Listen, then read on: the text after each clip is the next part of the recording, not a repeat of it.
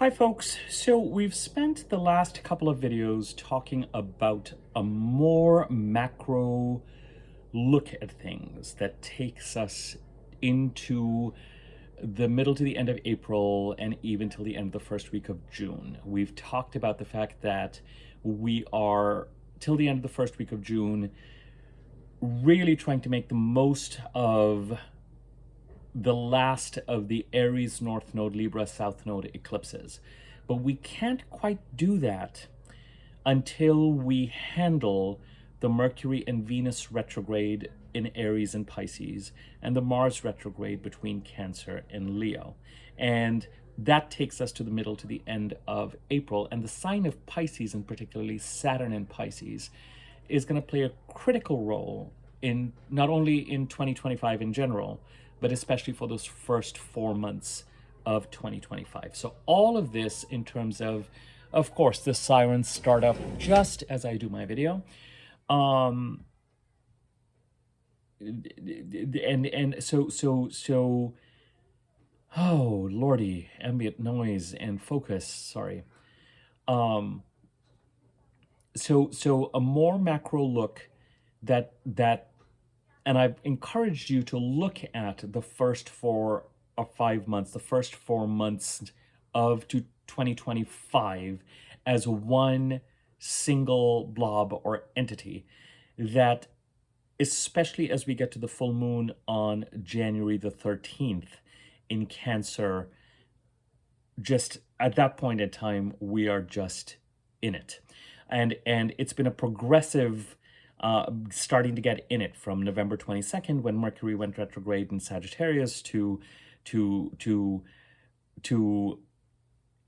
full moon that is coming up when Venus gets closer and closer to conjuncting Saturn, and we're kind of on our way then in really trying to focus on stabilizing the Pisces part of the chart to the best of our ability, so that by the time we get to the end of April, May till the end of the first week of June, we can make the most of the last Aries North Node eclipse on March the 29th. So that's the macro view.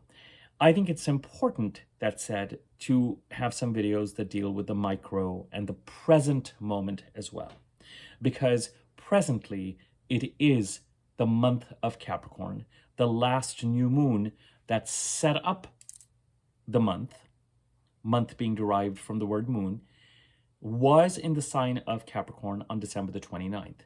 And all the way to January the 27th, give me 1 second, when is the new moon in Aquarius? January the 29th, we are in the month of Capricorn. We are also in Capricorn season for all intents and purposes, because Mercury enters, Mercury conjuncts, wow, Mercury, the last of the Capricorn, I'm so sorry, I'm really feeling a little bit unnecessarily cheesed off about things, and I apologize for that. When on earth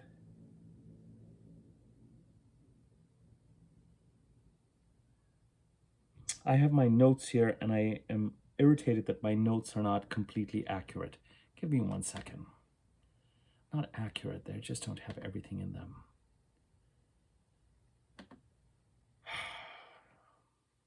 Sorry, you guys know that things like sirens and things just kind of set me off in a kind of a, you start off these videos so sort of, okay, here we go. On January the 20th, Mercury will move into Aquarius. On January the 19th, the Sun will move into Aquarius. On the 28th, the Mercury will move into Aquarius. And on the 29th, we have the new moon in Aquarius. So till the 29th of January, we're in the month of Capricorn.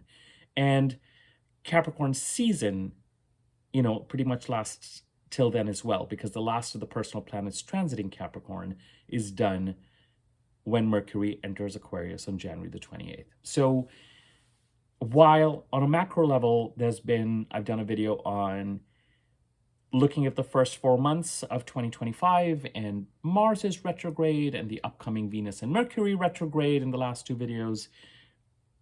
At present, looking at where we're at this week, the week of January the 6th, We are first and foremost in Capricorn season and in the month of Capricorn. Now, Venus went through the sign of Capricorn. Give me one sec. Let me pull that information up. Oh, I'm so irked with myself. Just irked. Venus went through Capricorn November 11th to December 7th. So as I have said to you, Venus, when she goes through a particular house, and I use the whole sign systems, WHOLE, so the house occupied by the sign of Capricorn in your chart. When Venus goes through a particular house, she is looking to bring that house into alignment with what you value. And she brings about opportunities, relationships, financial opportunities, job opportunities, things you can apply for, sometimes offers. She sprinkles the part of the chart that she is moving direct in with day-to-day luck that you can grasp, capitalize on. I'm using a very Venusian term there. But as I said to you, I think in my last video, because the last video I did was on Venus, who is now in Pisces, and is going to be in Pisces for a while, because she's going to move into Aries and then retrograde back into Pisces and then move direct. And that particular video on Venus and Pisces gives you a lot of information as to how it is that there's mounting attention in the sign of Pisces as we head towards April. But the sun came into Capricorn on December the 21st. We had the new moon in Capricorn on December the 30th. Mercury is going to come into Capricorn on January the 8th. And especially with all of that playing out, there can be an evaluation happening of, out of the things that Venus brought between November 11th and December 7th, and out of the conversation around how to bring the Capricorn part of the chart into alignment, did I pick the right option? Sometimes when Venus goes, sometimes when there's bounty, we might pick an option, the contrast of which over time teaches us what bringing that chart, part of the chart into alignment really means. And as we had the quarter moon today, we are heading at the end of this week and the beginning of next week towards a full moon. So the energy, the intensity now is going to start to pick up. And as we head to the end of this week, the energy will almost start to become a little bit over intense. I always say, and you guys are sick of hearing this, the most productive week energetically is the week after the full moon, because the energy is a little bit more balanced. Already you might be starting to feel like, oh, we're getting past the quarter moon, and our emotional, intuitive, physical cups are going to start to get fuller and fuller and fuller, so that as we head to the full moon a week from today, on the 13th, it's going to threaten to spill over. And the full moon, of course, always occurs in the part of the chart that is opposite to, well, in this case right now, we have the new moon in a particular part of the chart, and 2 weeks later, we have a full moon occurring in the opposite part of the chart. Sometimes the full moon in the opposite part of the chart occurs first, and 2 weeks later, we have the new moon in the opposite part of the chart. Right now, we have the new moon in Capricorn on December the 30th, and we have the full moon in Cancer on January the 13th. An emotional, intuitive reaction to everything that is percolating, communicating, transacting in the Capricorn part of the chart.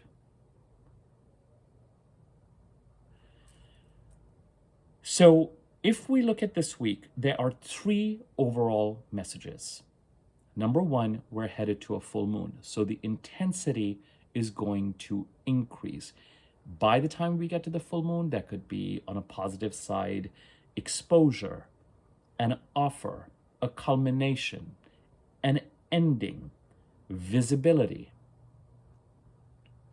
On a more challenging side, it could be that things emotionally, intuitively red flags are being thrown up. There are emotional reactions. There could be a tantrum. There could be a meltdown. The cup of milk spills over. The wave crashes to the shore. And I always say, pay attention to these, whether you're the one who is feeling like, whether you're the one throwing the tantrum or feeling like it's building up, but you are not quite giving into the full moon energy, which sometimes is advisable. Or if you feel like you're on the receiving end or the observing end of somebody else's full moony behavior, pay attention to it, because emotional intuitive truths are bubbling up to the surface. In terms of just sheer pace and what we're juggling, things may start to feel really rather unwieldy. But somewhere during January, we are now increasingly acting on. If Venus asked the question and brought us options with regard to bringing the Capricorn part of the chart into alignment with what we value, we are now over the next 3 weeks, and that includes this week, in a place of executing on bringing the Capricorn part of the chart into alignment. And in 2 days' time, when Mercury enters Capricorn, things will move into a more communicative and transactional space. And by the end of the month, we're actually going to start to shift our focus to the Aquarius part of the chart. And both the Sun and Mercury will start to move towards conjuncting Pluto in Aquarius. So even though when we look at the first 4 months of the year and heading into this present weekly overview, we can't ignore Saturn in Pisces and what we need to do to stabilize the Pisces part of the chart. We can't ignore that for the next 2 days through January the 8th, we may be feeling like there's something in the Sagittarius part of the chart, because Mercury is still in Sagittarius and Mercury squared Neptune earlier today on January the 6th. We may be feeling that something needs to be communicated, still processed, still being mentally drafted or literally drafted, literally being sent, communicated, related to the Sagittarius part of the chart and the Mercury retrograde that we had in the Sagittarius part of the chart between November 26th and December 15th of 2024. So we enter this week preoccupied with wrapping up, bringing the Sagittarius part of the chart into alignment. We are very clear that Mars is retrograde into the sign of Cancer, which occurred today. Mars has now moved into Cancer. And Venus getting closer and closer to conjuncting Saturn. And the Mars retrograde and the Venus entering into her shadow period next week and setting up for this continued intensity and dialogue between the sign of Cancer and the sign of Pisces as we head towards April.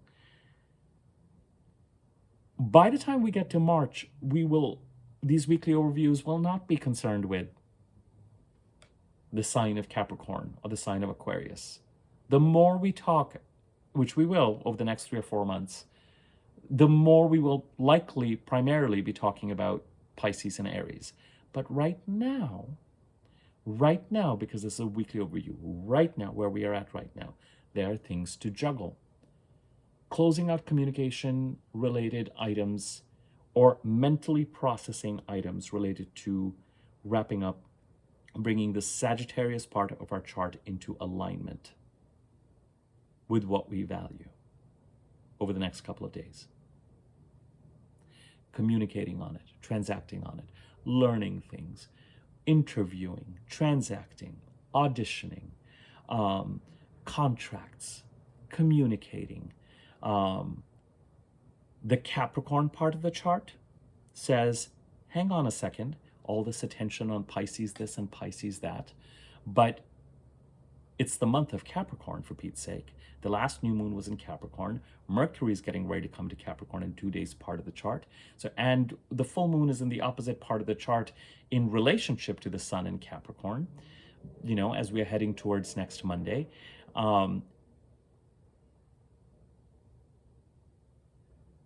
Let's focus on bringing the Capricorn part of the chart into alignment. And let's see, what is it that Venus brought up in the Capricorn part of the chart between November 11th to December 7th? Did you take an option or pick something that is actually going to help bring the Capricorn part of the chart into alignment? Or did you pick something that in retrospect let you know, oh, it's actually the contrast to it.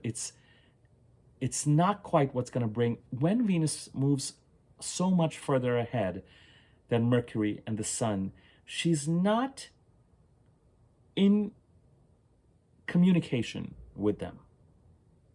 So by the time the Sun, our solar connection to source, and Mercury, our communication and processing, follow, they're now tasked with the actual actions related to bringing the Capricorn part of the chart into alignment. And it is topical, especially as we head to Jan 8th. And Mercury's in the last few degrees of Sagittarius. So if you start to have kind of communications tomorrow bringing the Capricorn part of the chart into alignment, don't sweat it. You don't have to wait till January the 8th.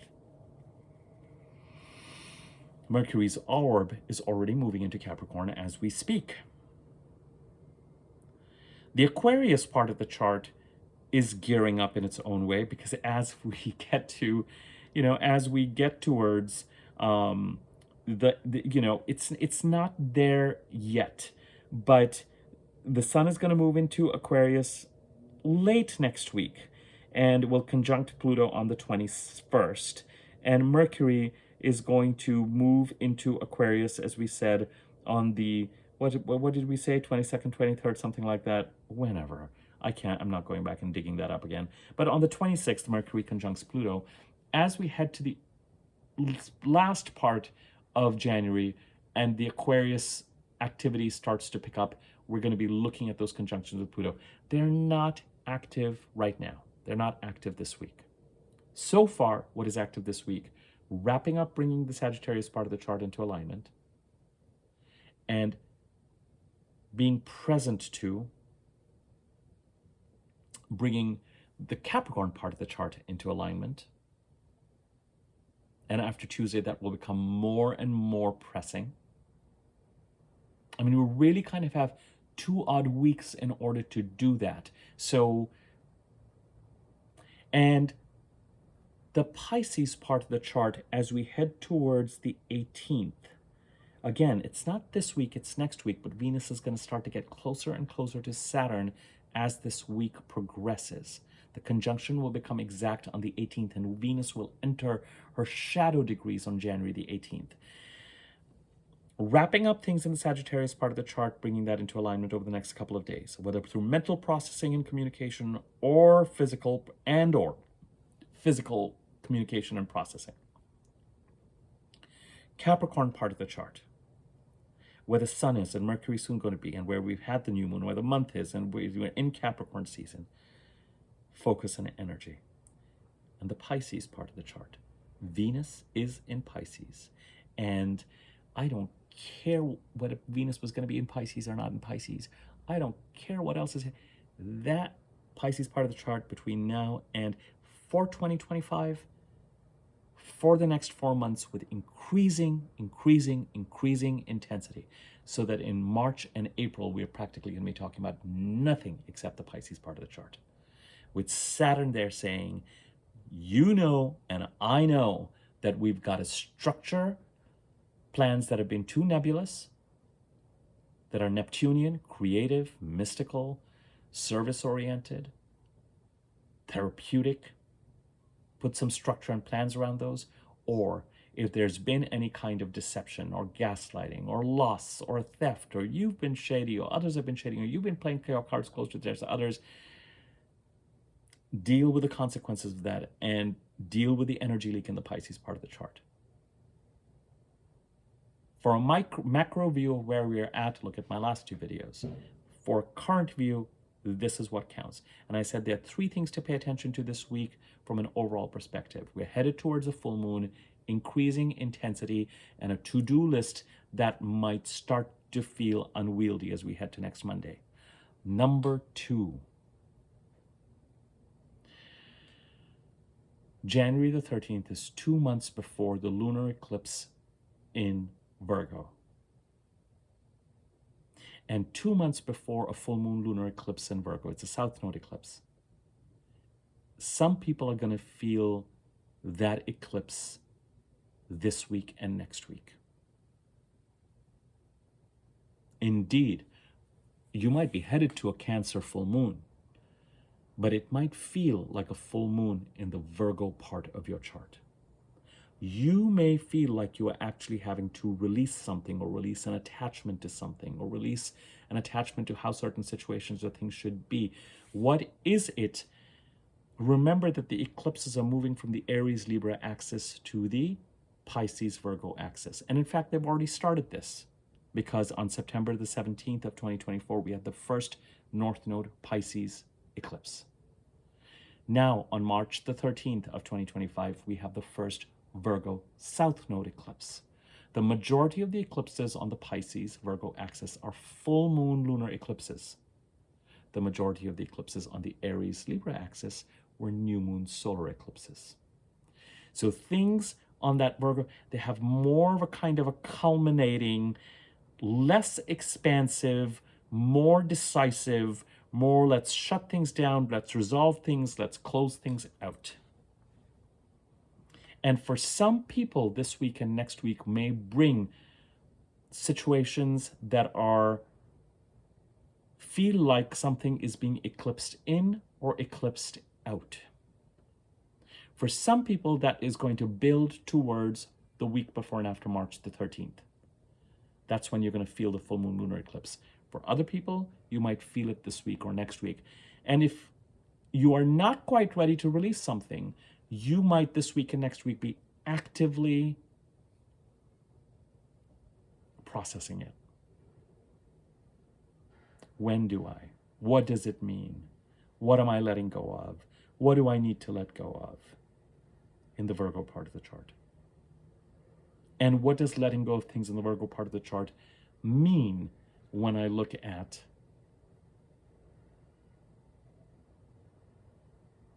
towards the North Node eclipses in the Pisces part of the chart? So not only a mounting full moon intensity, but also an eclipsy energy this week and next week. I've told you, my friends, over the past two videos, we're now in the thick of it. We're not in the land of inertia. We're not in the land of I can't move forward that we have been in since March, April of 2023, all the way to November of 2024. We're now in ripping the Band-Aid off and creating the change that we need to. And a lot of that currently, I know I sound like a broken record, is about stabilizing the Pisces part of it, so that in April and May, you can really kind of capitalize on and finish up the Aries North Node eclipses. But this week, what do you need to do to wrap up the Sagittarius part of the chart to bring it into alignment with what you value? What do you need to be actively working on this week to bring the Capricorn part of the chart into alignment? Is it something or an option you've already picked and capitalized on through December? Or do you need to make a switch to something because you've realized based on what you have picked that it's actually the other thing that you intuitively knew was likely going to bring the Capricorn part of the chart into alignment, but that's what it is that you need to focus. So that's where some of the energy needs to go now. The Pisces part of the chart is saying, you can't forget about me. And a certain amount of intensity is mounting, and eclipsy things may occur this week and next week. Remember that the card for January is the Wheel of Fortune. How did I get this? 2025 plus 1, 2026. 6 plus 2 plus 2. 10. The number for January 2025 is 10, which is the number for the Wheel of Fortune. November was another Wheel of Fortune month. Is there something going on this week that takes you back to November? It could be doing the opposite of what you took on in November, prior to the Mercury retrograde. And now things are being adjusted. By January 2nd, Mercury was out at his shadow degrees. Things should be becoming clearer and moving faster. The houses ruled by Mercury in your chart should be showing greater movement. The third thing about this week I've already been talking about and discussing, which was paying attention to the Capricorn part of the chart, because that's the part of the month we're in. Knowing that, the reason I feel a little goofy about bringing up the Aquarius part, because there's really, it'll get picked up later on this month. Right now, this week, wrapping up Sagittarius part of the chart, bringing that into alignment, working on bringing the Capricorn part of the chart into alignment. In the Pisces part of the chart, especially for the first 3 or 4 days of this week, if you feel like you need to reach out and be in communication with anybody to build a bridge, to initiate communication, for there to be a note of harmony, to introduce a note of cooperation, to start to get ahead of things that will become challenging, the next 4 odd days is the time to do it, so that you can start to manage getting to that Venus-Saturn conjunction on the 18th. Once the Venus-Saturn conjunction happens, Venus is going to move past Saturn, and she's not going to come back to Saturn again until she goes retrograde in March. And really, those second and third conjunctions are going to happen in April.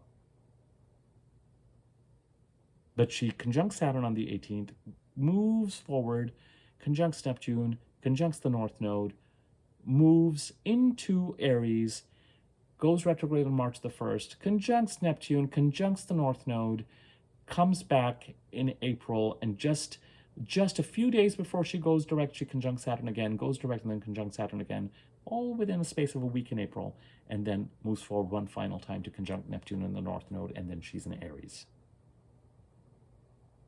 by the middle to the end of April.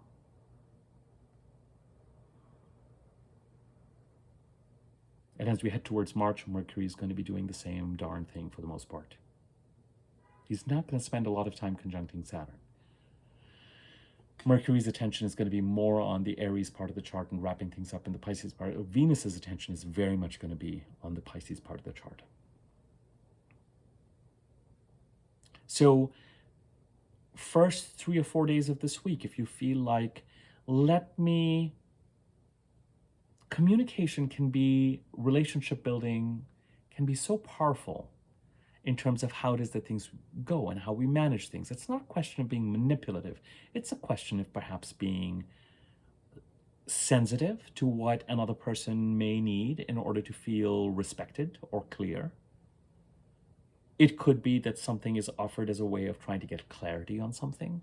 Venus is much further ahead than the Sun and Mercury. So again, she's going to start the process of trying to bring the Pisces part of the chart into alignment. But the Venus-Saturn conjunction is a really sobering conjunction on January the 18th. So take advantage of things this week, especially the first 4 days of this week, to try and build some bridges that you can then rely on as things become messier and more intense and demand greater attention as you head towards March and April. Now, the aspects this week, today we had Mercury squaring Neptune and Mars moved into Cancer, and we've been talking about this for a long time. So I don't want to... Tomorrow, the Sun in Capricorn squares Chiron in Aries, Mercury comes into Capricorn, and Mercury squares the nodes. And then the last aspect that is happening is on the 12th. Mars retrograde trines Neptune. Now, and then on the 13th, on Monday, the Sun trines Uranus, and we have the Cancer full moon. The Cancer full moon, which will have its own video, the Cancer full moon on the 13th, the full moon in and of itself is just laden with opportunity. You've got the Sun trining Uranus, you've got the moon opposite the Sun trining Neptune, and you've got the Sun opposite the moon and Mars. And a retrograde Mars is with the full moon trining Neptune. There's opportunity to, again, first and foremost, there's the expansion. I don't want to spend time on the Sun squaring Chiron and Mercury squaring the nodes, but from the Capricorn part of the chart, we know that the Capricorn part of the chart needs to be brought into alignment. And we know that we need to examine what Venus brought us and what we may have taken advantage of in November and early December. And now we need to figure out, do we keep that? Do we not? Do we build on it? Do we discard it? Do we go with the other thing? We now are very clear on if we're really, because the Sun is in the house occupied by Capricorn, our solar self, the entire Capricorn part of the chart is spotlit. All the nooks and crannies and dust bunnies and spider webs are all visible. We know what needs to be cleaned up, and our connection to source in the Capricorn part of the chart is total if we tap into it. With the new moon in Capricorn on December the 30th, it is time to take action there. Mercury comes into Capricorn in a couple of days. Communication and transactions begin, and we can start to bring things into alignment and build on that Venus transit. And it may be that things have to shift around. If Venus was closer to Mercury and the Sun, we could assume that what Venus was bringing, that we had access to all the personal planet's energy in a coordinated manner. Venus was bringing her opportunities, Mercury was helping us process and communicate on those opportunities, and the Sun was making that connection to source available to us. But because Venus has been so far ahead, whatever she is doing, which is helpful in the Capricorn part of the chart, isn't completely synced up with the Mercury part of ourselves and the solar part of ourselves, and that is occurring now. I don't mind that I'm repeating things because I just feel like it's a helpful process. So the fact that the Sun is squaring Chiron and Mercury squaring the nodes simply places emphasis on the Sun in Capricorn and Mercury in Capricorn to take action so that Chiron can continue to heal the Aries part of the chart. And the North Node in Aries and the South Node in Libra, that eclipse axis can also be respected by virtue of the alignment that the Sun and Mercury are completing in the Capricorn part of the chart. The more intriguing thing as this week goes on is this notion of Mars trining Neptune on the 12th of January, Mars conjuncting the full moon trining Neptune on the 13th of January, and the Sun trining Uranus on the same day. What makes the full moon on the 13th intense has more to do with Venus in Pisces conjuncting Saturn a few days afterwards and squaring Jupiter. As this week progresses and you get towards the 18th, you're going to feel the pressure building in the Pisces part of the chart. Either take action or deal with the consequences, because otherwise Venus and Saturn are going to be like, all right, you've been letting this go too long. Now we're gonna force you to pay attention to the Pisces part of the chart. But remember that the Sun trines Uranus on the 13th, and Mercury trines Uranus on the 23rd of January. And from the Capricorn part of the chart, the personal planets and the aspects that they make, that's the one that counts. There's some action that can be taken as the Capricorn part of the chart is brought into alignment. Not only is Chiron's healing, not only is our ability to move towards the Aries North Node and the South Node, Libra South Node dependent on this alignment, but most of all, Uranus trying to lead us towards the path that is right for us in the Taurus part of the chart. The opportunity is that as the Capricorn part of the chart is brought into alignment, it somehow unlocks as we head to the 13th of January, at least from an understanding perspective, at least from a solar plexus perspective, at least from a connection to source perspective. The communication and the transactions and the contracts may take till January the 23rd or so. But what it means to bring the Capricorn part of the chart into alignment so that the Jupiter-Uranus conjunction on April 20th, 2024 can be honored and you can move towards the direction that is right for you in the Taurus part of the chart is concerned, that awareness, that solar awareness, that sense of, oh, this is what I need to do to bring the Capricorn part of the chart truly into alignment with what I value, and to assist Uranus in helping me move towards the right direction, the Taurus part of the chart, that increases as this week goes on. And at the same time, and this is why I did that Mars and that Venus video, the macro video before this. Mars retrograde and the full moon trining Neptune.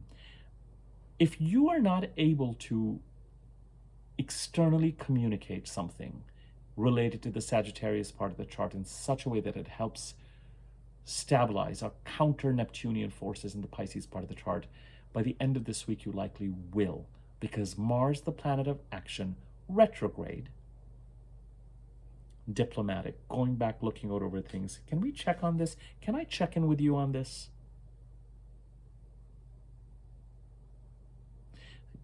We're preparing to take some sort of action, some sort of lunar visibility. We become very aware of either what is going on or what needs to be done, again, to take action through the Cancer part of the chart to help stabilize the Pisces part of the chart. And to, if that, you want more information on that, take a look at the Mars and Venus videos that I did just before this, a couple of days ago, on consecutive days, I think Friday and Saturday, I posted those videos. So what we're really building towards, is it an easy full moon on the 13th? Not necessarily, because the mounting pressure in the Pisces part of the chart. But again, if there's something you feel you need to do to bring the Sagittarius part of the chart into alignment, so that, remember when we were talking about Sagittarius season, the new moon in Sagittarius and Mercury retrograde in Sagittarius, it was all about what do we need to do to bring the Sagittarius part of the chart into alignment, so that Jupiter can create the appropriate endings and new beginnings in the Gemini part of the chart, and both the alignment in the Sagittarius and the Gemini part of the chart could feed into stabilizing the Pisces part of the chart. This was what we talked about all in December. So that the next couple of days, you need to get clear on something that can then be executed on as this week progresses, and Mars and the full moon in Cancer trine Neptune, that's fine. You can do it that way.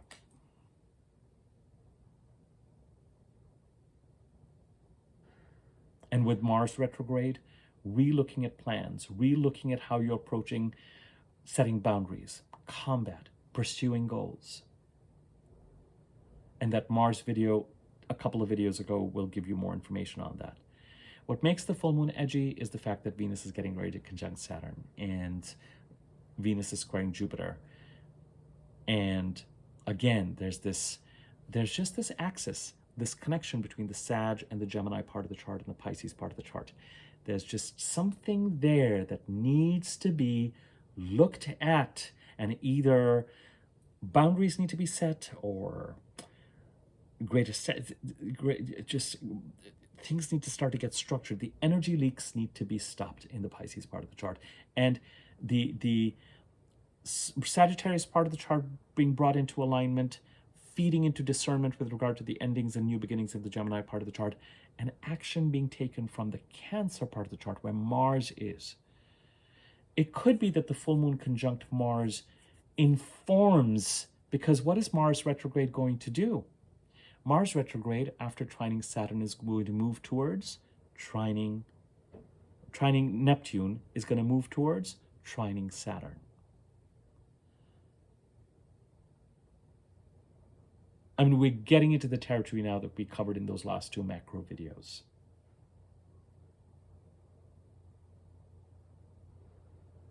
It's all about action being taken to stabilize the Pisces part of the chart from the Cancer part of the chart. But on the 12th, 13th, full moon in Cancer conjunct Mars, a full moon and a full Mars, the light of the sun on the moon, on a retrograde Mars in Cancer, and they're trining Neptune. And once Mars trines Neptune, he's going to start to move retrograde back into a place where he can trine Saturn. And when does that trine occur? You ask me. I can feel it. That trine occurs next on February the 9th.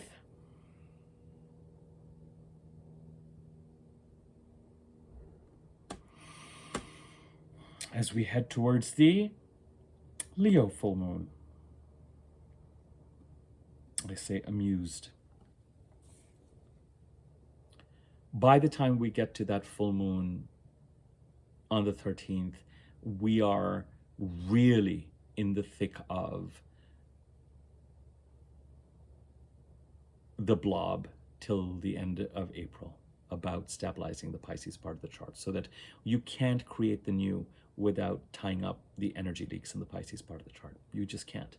And you're doing it so that by the time you get to May and early June, so that you can really build the new in a much more coherent manner. And there are lots of milestones before then. This is why I did those last two videos. I told you the weekly overviews is just going to end up being, otherwise, if I don't have that overview there for reference, the weekly overviews are just going to be this is squaring this, and this is doing that, and this is it. Already I can feel myself fighting against that.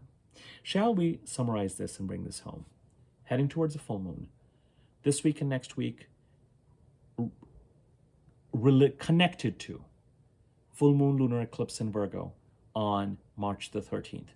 What do you need to release in the Virgo part of the chart? Some of you might be dealing with eclipse actions this week and next week. Some of you might start to make decisions about eclipse actions in the Virgo part of the chart then that get completed as you head towards that South Node lunar eclipse in Virgo on March the 13th.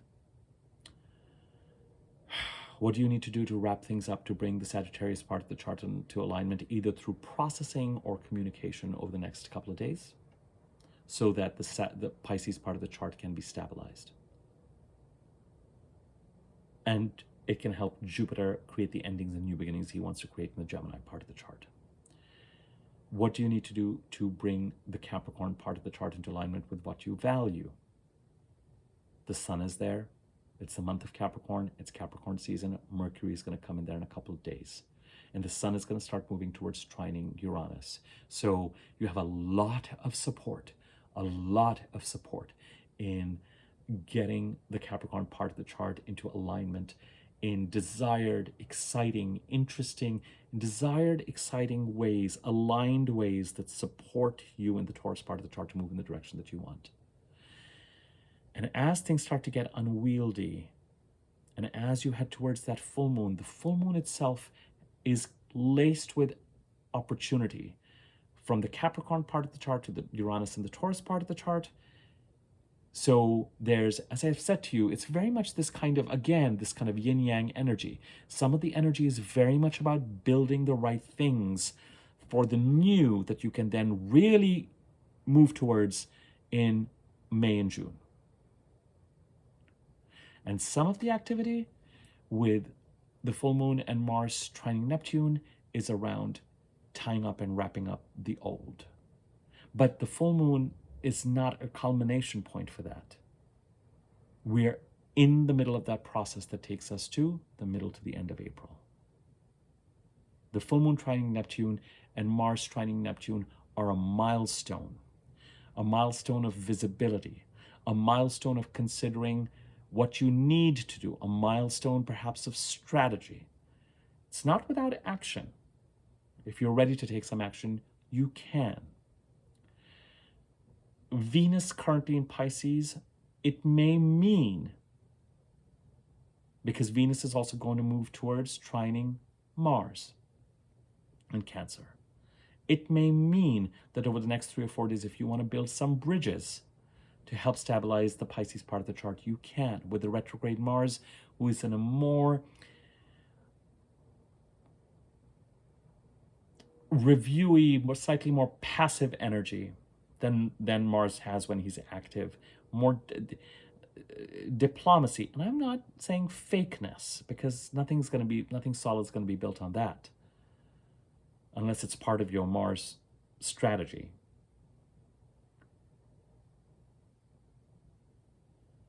But at least if there are bridges that need to be built over the next 3 or 4 days before Venus gets too close to Saturn, you can attempt to do that as well.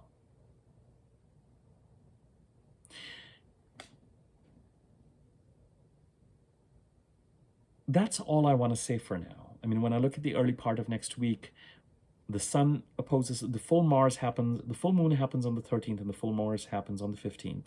And Venus squares Jupiter on the 14th, and Venus conjunct Saturn on the 18th. That's your next week overview. It's not the entire story, because on the 19th, the sun trines the south node and enters Aquarius. So that starts to shift the energy. As I said, it's this week and next week. And next week is going to be a little easier to handle in terms of productivity. Our energies are going to be more balanced. Intuitive and emotional energies. This week, we may be on a bit of a tear to get all sorts of things done. I feel like I've given you enough to make you present to and put you in touch with the energies that are currently at work. If you know your chart, you know the houses occupied by these signs, I feel quite clear that you'll be able to see the correlations, I think. And so you have what is needed here. You have a sense of the macro. If you want to look at now to the end of April as one overall time period, and you have the grounding for this particular week, and also to some extent for next week. I think what I want to tackle next when I do my next video a couple of days from now is going to be just really looking at greater detail at that full moon in Cancer, because I can feel myself start to, as I'm doing this video, talk more and more about it. But really, that needs to be, I think I've said enough there. I really need to pay more attention to and share more about the conjunction with Mars and what the full moon in Cancer is about, and what the different possibilities are with regard to the trine with Neptune. The sun trining Uranus is opportunity from the sign of Capricorn to align in the right direction from a Taurus part of the chart. I don't feel like I need to expand a lot more on that, although I will. But this whole thing about full moon, retrograde Mars, trining Neptune, Venus in Pisces moving towards conjuncting Saturn, and squaring Jupiter in Gemini. That is its own energy. And as I've said to you, as we head towards that full moon, even though we're going to talk about in our weekly overviews the Capricorn energy while it is active and the Aquarius energy, as we head towards the end of February, it's just going to be Pisces. And some of that energy is already active. A lot of that energy is already active. I did not say this, and I've been saying this in the beginning of my videos. I am offering discounted readings for, if you want to know how 2025 is going to, the astrological transits of 2025 are going to impact or work with your birth chart, I'm offering a discounted reading for that during January. You can, the prices depend on the geography you're in. You can use the email address in the description box below to email me there and inquire there, and I can give you the information. Just let me know which country you're in so I can get you the information right off the bat. Also, you can inquire there if you want a regular general 60 to 75 minute reading, the ones I normally do, or the single topic 30 to 40 minute readings, and I can get you the prices for that as well. Subscribe to my YouTube channel if you haven't already. Next to the subscribe button, bell icon, hover over that wiggly bell on top, click on that, and you'll be notified when I do new videos. Thanks button underneath this video, you can use it to contribute to the channel. If you think this content is useful, feel free to tell your friends about it, share it, and if you want to contribute to this channel for free, you can always like this video or comment on it. It gives it greater circulation on YouTube. Thank you for your time and attention, and more to follow. Take care.